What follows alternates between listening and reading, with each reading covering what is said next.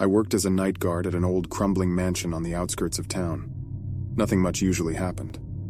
It was quiet most nights, except for the occasional wildlife shuffling through the underbrush. Until one night something went wrong, and I found myself in a terrifying situation as I drove home. It was a cool, damp night, the kind that would send shivers up your spine even without a creepy setting. The moon hung in the sky, casting a milky glow over the landscape.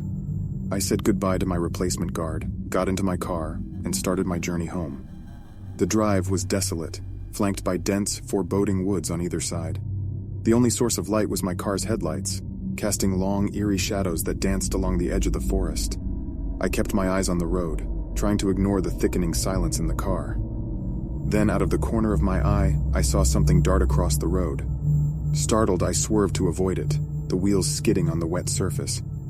I slowed down, peering into my rearview mirror, but saw nothing. Dismissing it as an animal, I tried to shake off the unease and continued my drive. The radio had been my sole companion on these lonely drives. I reached to turn it on, hoping to dispel the silence. Suddenly, a static-filled voice echoed through the car. It was distorted, choppy, yet it sounded like a warning. Something about turn back and danger. My heart pounded against my chest.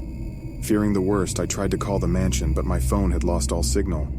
My palms were sweaty on the steering wheel. My heart was pounding against my chest. I contemplated turning back, but the voice on the radio had already sent chills running down my spine. I decided to push on, driving faster. I just wanted to reach the safety of my home. However, the dense woods seemed to close in around me, the road ahead darker than ever. Then my headlights flickered and died, leaving me in complete darkness. I fumbled for my phone, using it as a makeshift flashlight, but it only provided a weak, trembling beam. I strained my eyes to see beyond the hood of the car. The trees seemed to whisper in the wind, their shadows bending and contorting into grotesque forms. I was gripped by an indescribable fear. And then I saw it, standing in the middle of the road, a figure draped in shadows. It was tall and eerily still, a specter from the netherworld. It was featureless, its form wavering like smoke in the wind. Its presence seemed to drain the warmth from the air, and I felt a numbing chill creep over me.